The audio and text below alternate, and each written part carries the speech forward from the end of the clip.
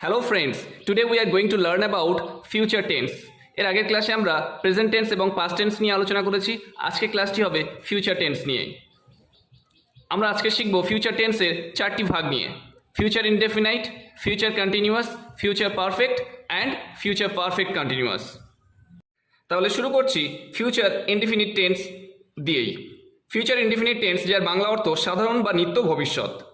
সাধারণ বা নিত্য ভবিষ্যৎ, কোনো কাজ ভবিষ্যৎকালে সম্পন্ন হবে, অর্থাৎ সাধারণ ভবিষ্যৎ বোঝালে আমরা সেই টেন্সকে ফিউচার ইনডেফিনিট টেন্স বলবো।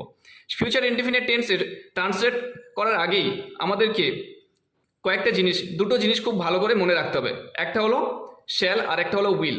শ্যাল এবং উইলের ব্যবহার কোথায় কোথায় আমরা এই শ্যাল উইল ব্যবহার করব মনে রাখতে হবে।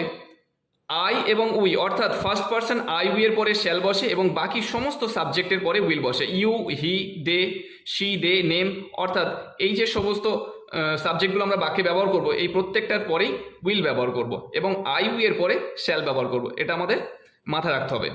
এখন ফিউচার ইনডিফিনিট টেন্সে আমাদের ট্রান্সলেট করতে গেলে যে সমস্ত রুলস বা যে রুলসটা আমাদের ফলো করতে হবে, যে ফর্মুলাটা প্রয়োগ করতে হবে, সেই ফর্মুলাটা হলো: প্রথমে আসবে সাবজেক্ট, তারপরে আসবে শ্যাল অথবা উইল, তারপরেই ভার্বের প্রেজেন্ট ফর্ম V1 অথবা ভার্বের প্রেজেন্ট ফর্ম, তারপরে আসবে অবজেক্ট। তাহলে আমরা শুরু করছি প্রথম বাক্য দিয়ে, আমি বাড়ি যাইব। I shall go home. তাহলে সাবজেক্ট আই, তারপরে এলো শ্যাল অথবা উইল। আমরা বলেছি এর আগে আই এর পরে শ্যাল ব্যবহার করা হয়। I shall go home. Next, তুমি কাজটি করিবে। তুমি কাজটি করিবে। You will do the work. You will do the work. You যেহেতু এখানে আই উই ছাড়া বাকি যে সমস্ত সাবজেক্টগুলো আমরা বলবো সেই সাবজেক্টের পরে উইল বসবে। You will do the work. তাহারা ফুটবল খেলিবে। They will play football. Reshma গল্পটি পড়িবে। Reshma will read the story. যেহেতু রেশমা সাবজেক্টটি একটা নাম বোঝাচ্ছে, যে কোনো নাম বোঝালে আমরা সেক্ষেত্রে আমরা উইল ব্যবহার করব। Reshma will read the story. Next আমরা যেটা শিখবো সেটা হলো ফিউচার কন্টিনিউয়াস টেন্স, অথবা অর্থাৎ যাকে আমরা বলছি ঘটমান ভবিষ্যৎ। ফিউচার কন্টিনিউয়াস টেন্স মানে হলো ঘটমান ভবিষ্যৎ। ভবিষ্যৎকালে কোনো কাজ চলতে থাকবে বোঝালে ভার্বের যে রূপের পরিবর্তন হয় তাকে আমরা ফিউচার কন্টিনিউয়াস টেন্স বলি।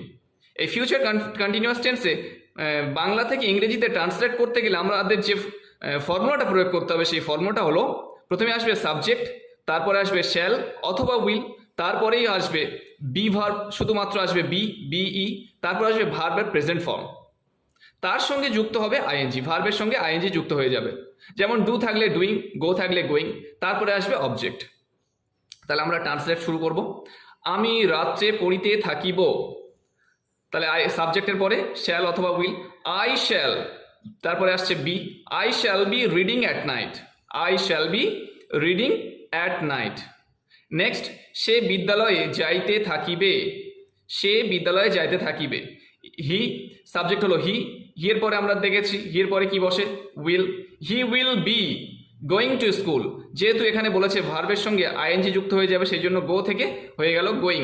He will be going to school. পাখিরা ভোরে গান গাইতে থাকিবে। পাখিরা ভোরে গান গাইতে থাকিবে। Birds will be singing in the morning. এখানে ভোর বলতে এখানে ডন বোঝাচ্ছে না, ভোর বলতে সকাল। Birds will be singing in the morning. এখন আমরা আলোচনা করব ফিউচার পারফেক্ট টেন্স নিয়ে, যাকে বাংলায় বলছি পুরা ঘটিত ভবিষ্যৎ। পুরা ঘটিত ভবিষ্যৎ অর্থাৎ ভবিষ্যতে কোনো একটি কাজ সম্পন্ন হওয়ার পূর্বে অন্য একটি কাজ সম্পন্ন হবে, এরকম বোঝালে ভার্বের রূপের যে পরিবর্তনটা হচ্ছে তাকে আমরা বলছি future perfect tense. Future perfect টেন্সে আমাদের বাক্য গঠন করতে গেলে যে রুলসটা অর্থাৎ যে ফর্মুলাটা প্রয়োগ করতে হবে সেটা হলো: প্রথমে আসবে সাবজেক্ট, তারপরে আসবে শ্যাল অথবা উইল, তারপরে আসবে হ্যাভ, তারপরে আসবে ভার্বের থার্ড ফর্ম অর্থাৎ V3, ভার্বের পাস্ট পার্টিসিপল ফর্ম, তারপরে আসবে অবজেক্ট, তারপরে আসবে B4। আমাদের মনে রাখতে হবে দুটি কাজের মধ্যে যেটি আগে ঘটবে তাকেই ফিউচার পারফেক্ট ধরা হবে এবং অন্য কাজটিকে প্রেজেন্ট ইনডেফিনিট ধরা হবে।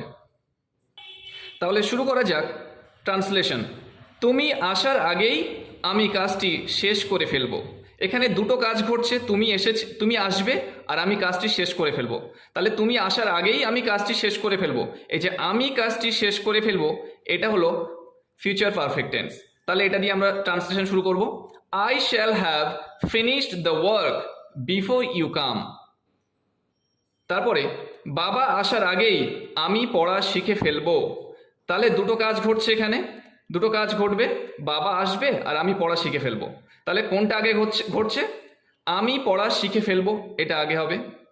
তাহলে I shall have learned my lesson before father comes. এরপর আমরা চলে যাচ্ছি ফিউচার পারফেক্ট কন্টিনিউয়াস টেন্সে। ফিউচার পারফেক্ট কন্টিনিউয়াস টেন্স অর্থাৎ পুরা ঘটমান ভবিষ্যৎ। পুরা ঘটমান ভবিষ্যৎ কাকে বলছি?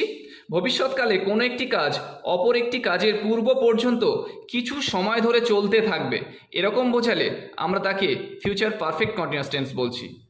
এই টেন্সের যে রুলসটা হলো, দুটি কাজের মধ্যে যেটা আগে ঘটবে তাকে আমরা ফিউচার পারফেক্ট কন্টিনিউয়াস ধরবো, ঠিক ফিউচার পারফেক্টের মতো, এবং অপর কাজটি হবে প্রেজেন্ট ইনডিফিনিট। তাহলে আমাদের ফর্মুলাটা কি? সাবজেক্ট প্রথমে আসবে, সাবজেক্ট, তারপরে শ্যাল অথবা উইল, দুটোর একটা আসবে, তারপরে আসবে হ্যাভ বিন, তারপরে ভার্বের প্রেজেন্ট ফর্ম, তার সঙ্গে আইএনজি যুক্ত হবে, তারপরে আসছে অবজেক্ট, তারপরেই বিফোর। তাহলে আমরা ট্রান্সলেট শুরু করি। তুমি আসার পূর্বে আমরা খেলতে থাকিব। তুমি আসার পূর্বে আমরা খেলতে থাকিব। তুমি আসবে একটা কাজ হচ্ছে, আর আমরা খেলতে থাকিব এই একটা কাজ হচ্ছে। তাহলে কোন কাজটা আগে ঘটছে? আমরা খেলতে থাকিব। তাহলে এইটাকে দিয়ে আমরা ফিউচার পারফেক্ট কন্টিনিউয়াসে ট্রান্সলেট করব। We shall have been playing before you come. We shall have been playing before you come. Next, আমি 2 ঘন্টা যাবৎ পড়িতে থাকিব। তাহলে এখানে আমি 2 ঘন্টা যাবৎ পড়িতে থাকিব, এখানে কিন্তু একটা কাজ ঘটছে, সেজন্য আমরা পুরো বাক্যটাকে আমরা ফিউচার পারফেক্ট কন্টিনিউয়াসে ধরবো। I shall have been reading a book for 2 hours.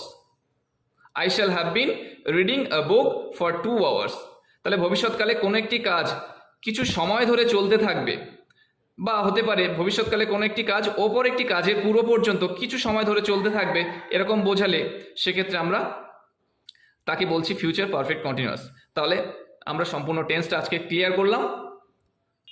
বন্ধুরা, ভিডিওটা ভালো লাগলে একটা লাইক, শেয়ার এবং সাবস্ক্রাইব অবশ্যই করে দেবেন। ধন্যবাদ।